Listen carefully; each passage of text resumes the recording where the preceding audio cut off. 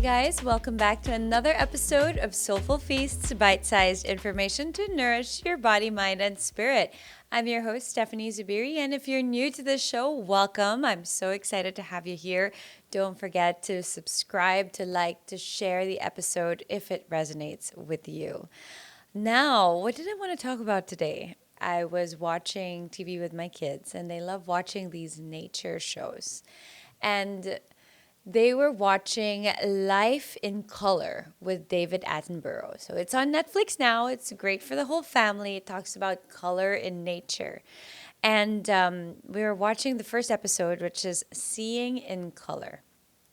Where am I going with this? I promise you there's like wisdom here. So we're watching this episode, how, color is important in different aspects of nature. Then we get to a flock of pink flamingos, right? So when you think of like flamingos, like, wow, they're bold, they're unique, they have like a unique shape, they have this like bright pink feathers. Flamingos are like fun and vibrant, right? They always kind of denote like party time, like pool vibes, right?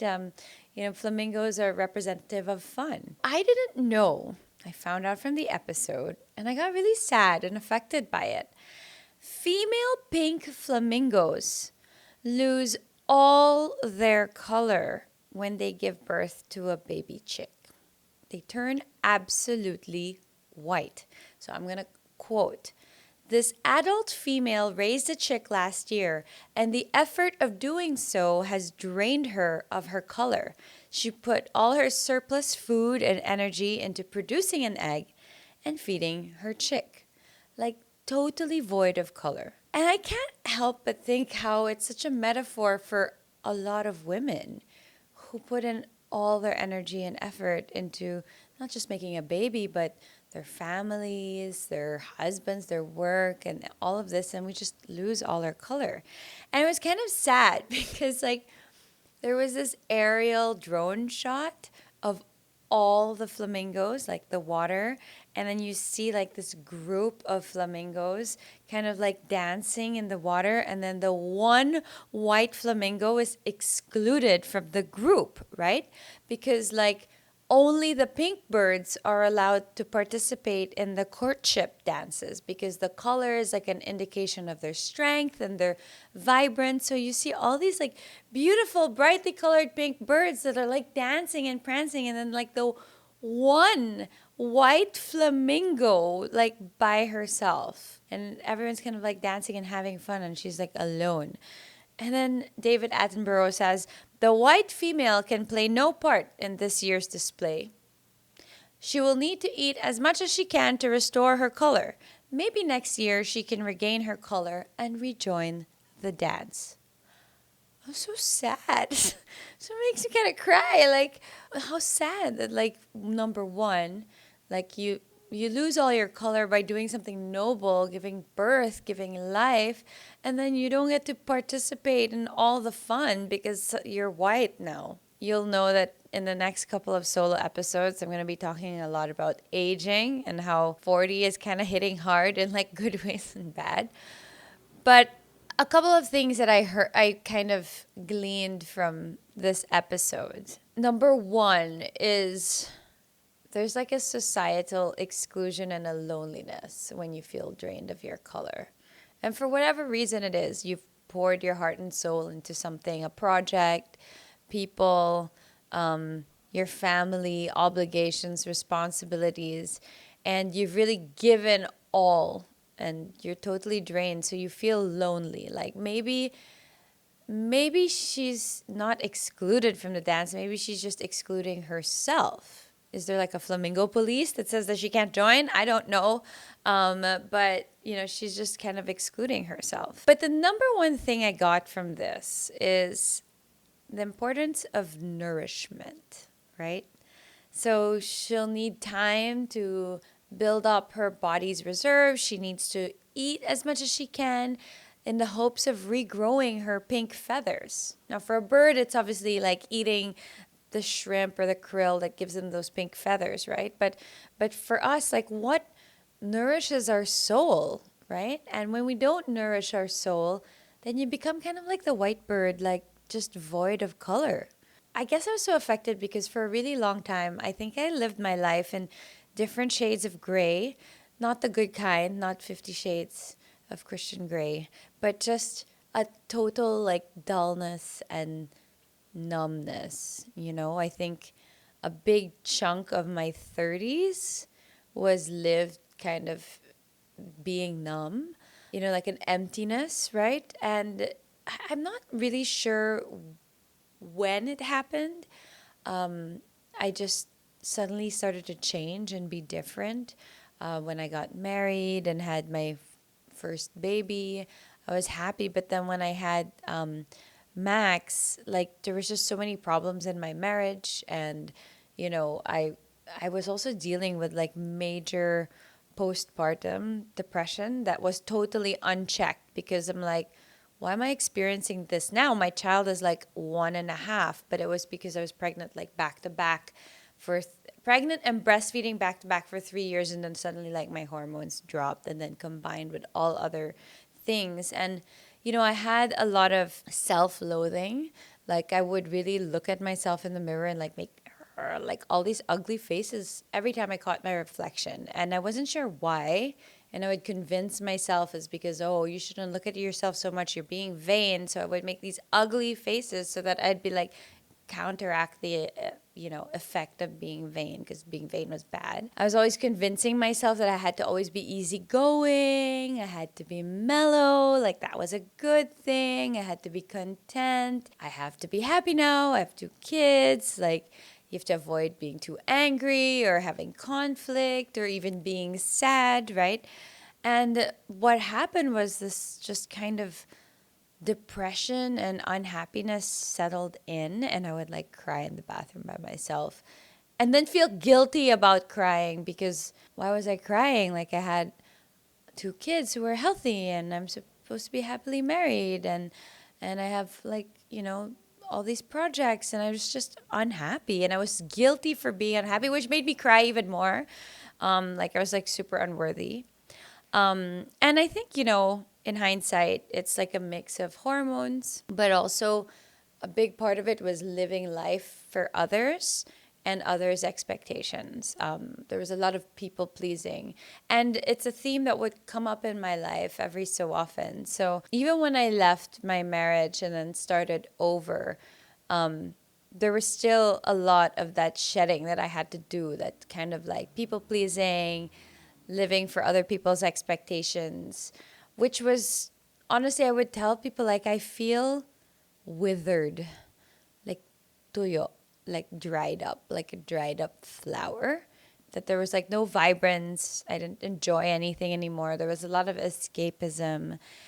And just sometimes it just appears as kind of this like low level numbness, right? So yeah, I just kept thinking about this flamingo, like, and then she feels lonely and excluded, and just pouring herself into everybody else leaves her totally drained of her color and then excluded from everything, right? Are any of you guys feeling this way right now? I mean, it could be anything. Sometimes during a cycle, it happens, even in the month, I think it's normal. We just have to catch it. So if you are feeling this way, I want to let you know that I see you and I feel you, and you don't have to be alone. You are not alone.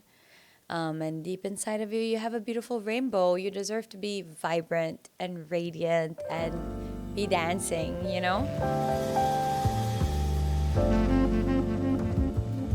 So one of the things I realized was that emotions and life are meant to be lived in like full spectrum, right? We're not supposed to numb ourselves.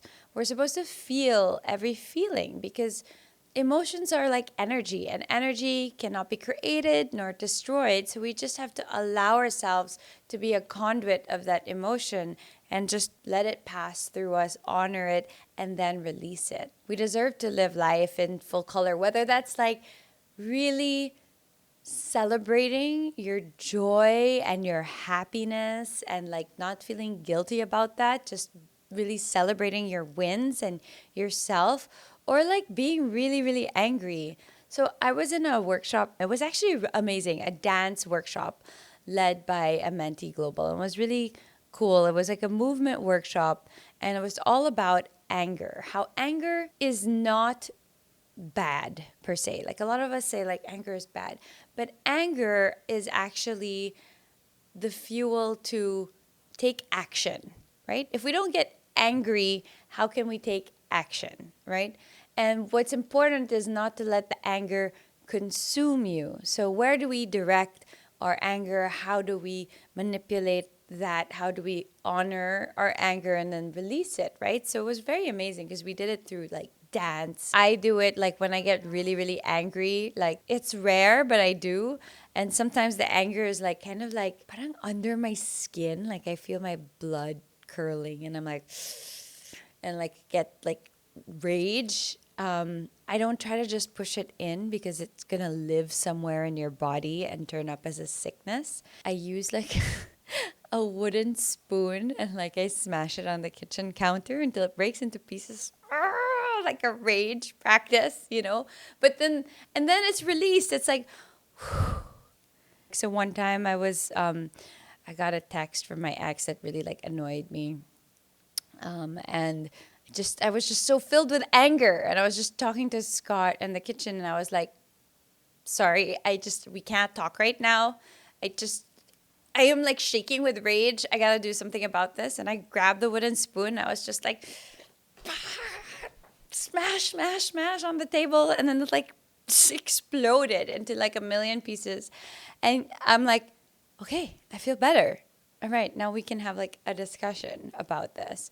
And when you have healthy outlets to let out strong emotions like anger, then it doesn't spill over to other people, right? Had I not done that, maybe like I'll snap at my kids or I'll snap at Scott or it'll just kind of like bubble over, right? So you really just have to feel it. Even with sadness, it's okay to be sad. I cry all the time. It's okay to be sad and to just sit and hold space for your sadness and to really feel it and huggle, cry and not keep it inside because again, you'll get sick, right? We know that trauma and emotions live in our body and it causes like built up acidity and inflammation, which is the number one causes of illness and chronic illness. You'll notice a lot of people who are angry have liver disease, depression tends to cause cancer. Okay, I'm not a scientist, I'm not a doctor, I'm not saying that these are like the major causes.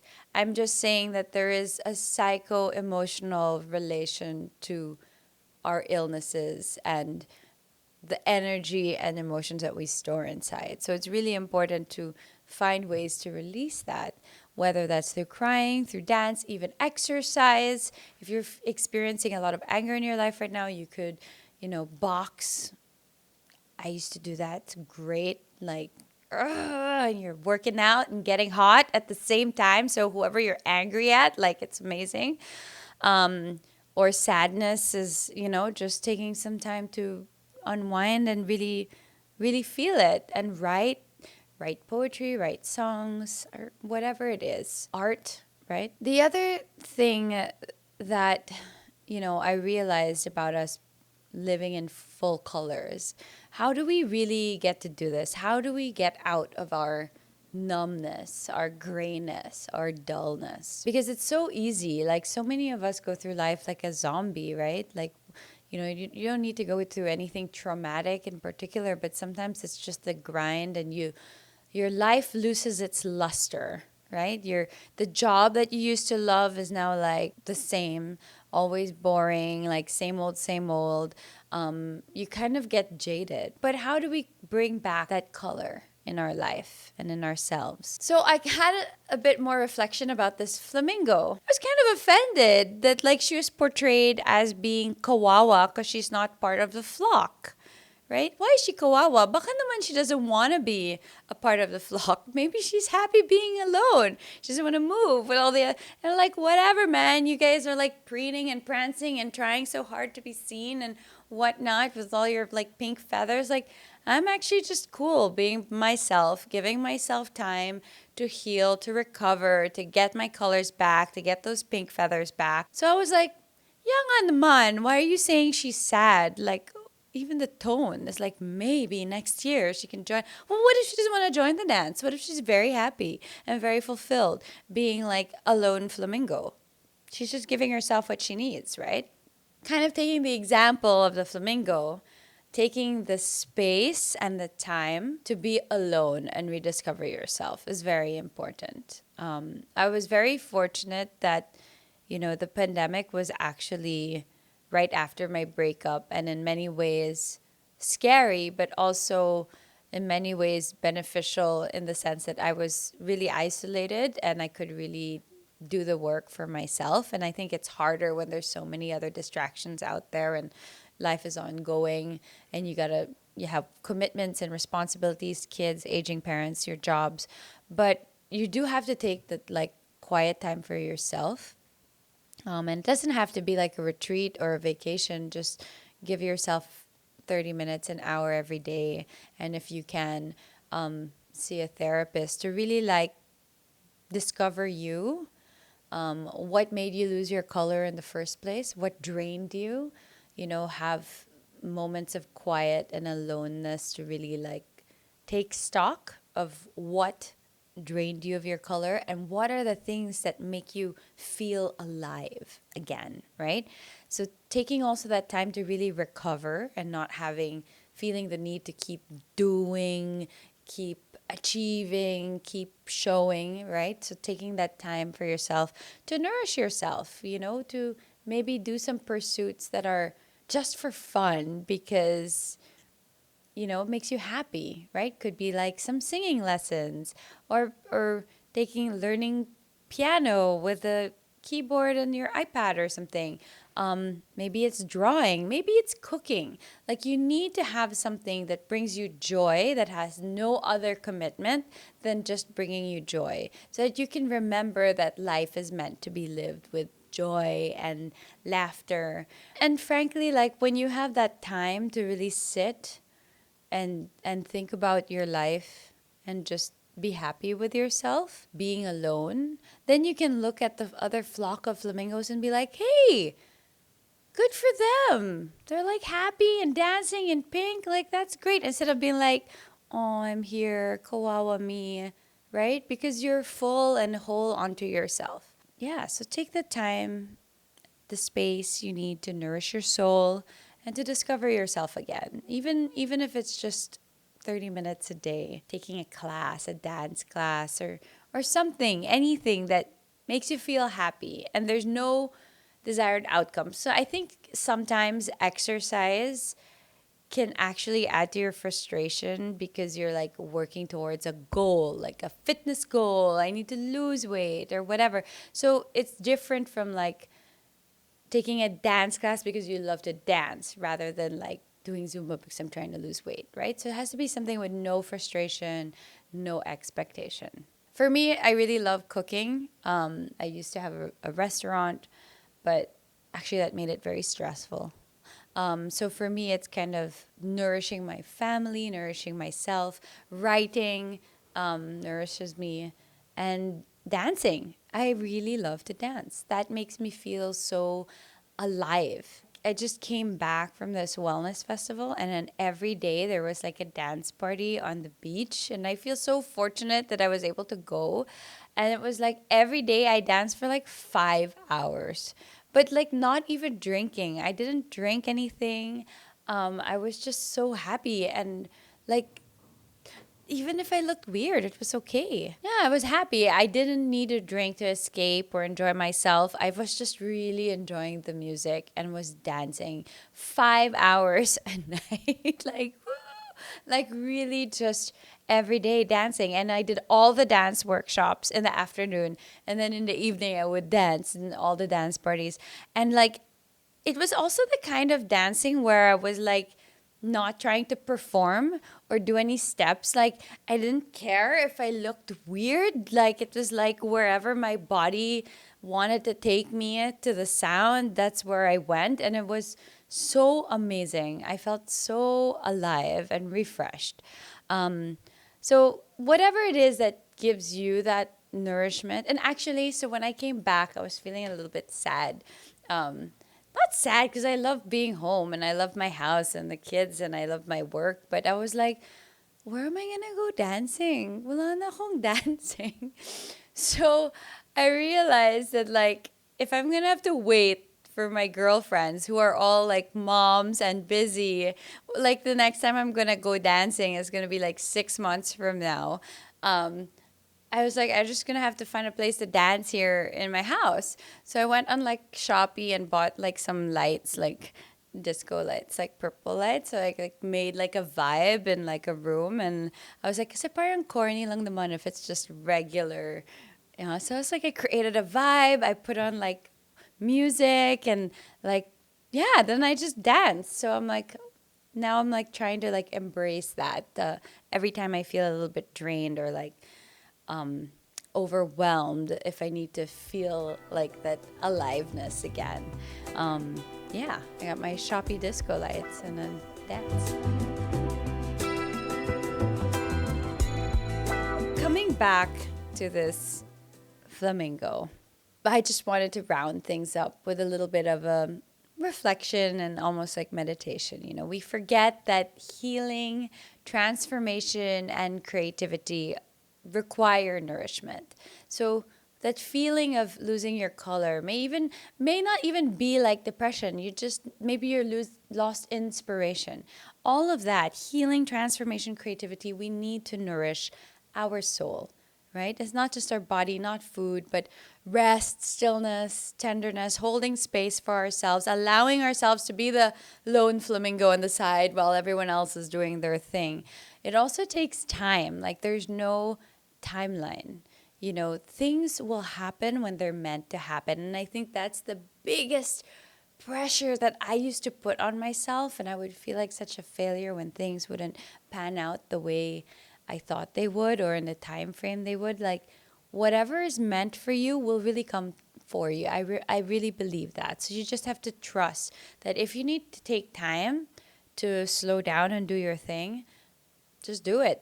And then when you're ready, it'll all keep coming back, right? Sidebar, if you haven't watched the episode with Bianca Bradner about human design, go ahead and look at that because maybe the way you're operating is not aligned to the way you use your energy. So I used to think of myself as such a failure because I kept like, you know, starting projects and stopping, then moving on to other things. Like I would give birth to, but I didn't have like a linear career path. And then I realized like I'm a manifesting generator. That's exactly what I do.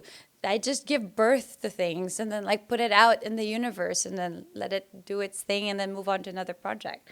So, you know, allow yourself the time, the space, the gentleness to do what you need to do to resource yourself and to grow back those pink feathers, to pause when you need to pause so that you have the energy to be vibrant and radiant and share your bold pinkness to the world.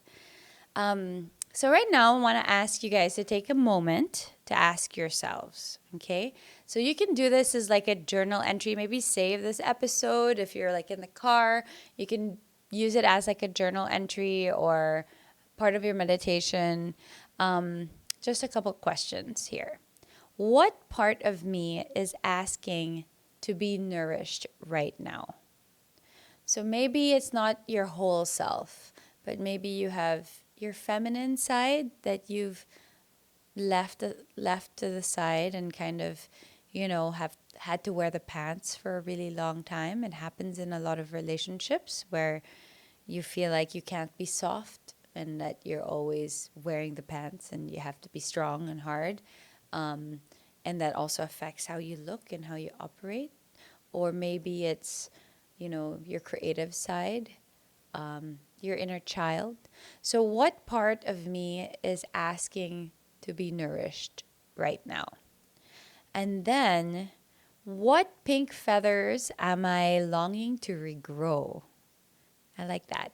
And what might I need to support this? So what are the pink feathers of my life that I want to bloom and blossom? Maybe, You used to paint really well when you were young, and then you just left it aside and are doing, I don't know, a regular 9 to 5 job in an office, and it's not creative. Maybe you're being called back to that creative space. So, what pink feathers am I longing to regrow? For a lot of you moms out there, I know it's a lot of feeling like a woman again. And I think that's why the symbolism of this flamingo is so powerful, because a pink flamingo is vibrant and radiant and sexy and fun. All these things that we used to feel before becoming a mom, right? And we lose it. And how do we get it all back, right? We feel tired and drained. And, as our children get older, it's also hard to accept that they need less and less of us. They actually need more independence. So, yeah, what are the pink feathers that you're longing to regrow, and how can I support this? And lastly, am I allowing enough stillness and softness to restore my radiance? I like that. Am I allowing myself enough stillness and softness to restore my radiance? Like, you see it, right? You see those women out there who are just kind of like sparkling, and it's like a sparkle from inside out.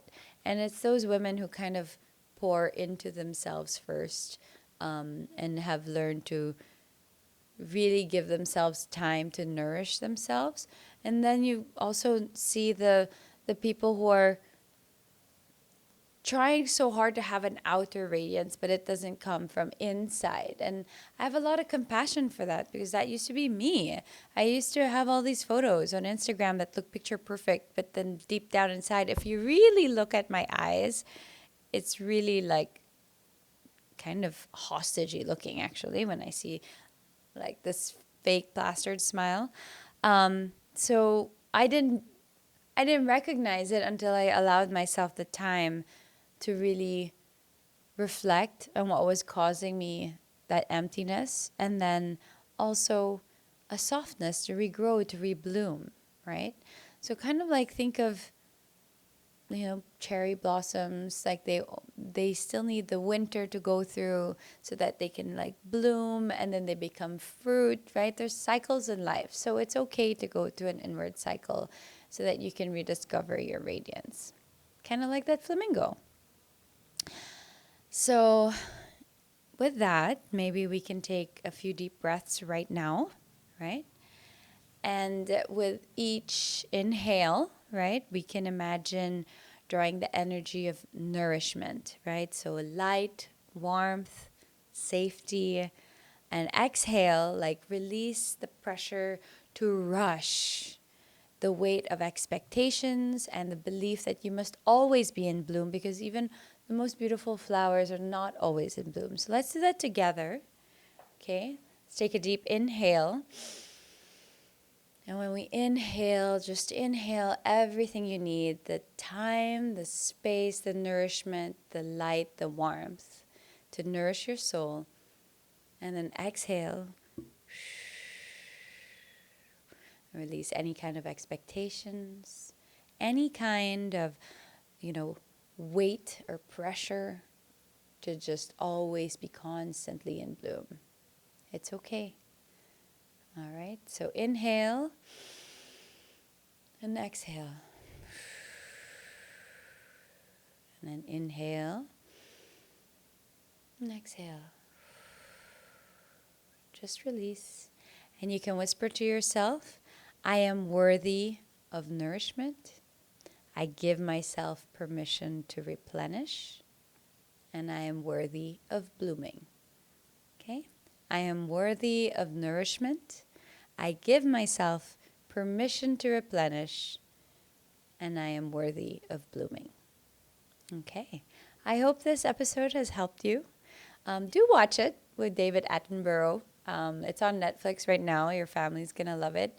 But yeah, maybe you'll see that white flamingo all by herself in a different light and not feel lonely for her and sad for her, because she's taking exactly what she needs for herself so that she can be radiant again. So thanks so much for listening. This has been such a I don't know, enjoyable solo episode to share with you guys. Please don't forget, if it resonates with you or you know someone who might want to hear this message today, share the podcast, share the link. Don't forget to subscribe and follow us on Instagram at Stephanie Zubiri and at Soulful Feasts. And I look forward to seeing you again next week. Have a great day. And don't forget, you are worthy of blooming and you are allowed to take the time that you need so that you can bloom.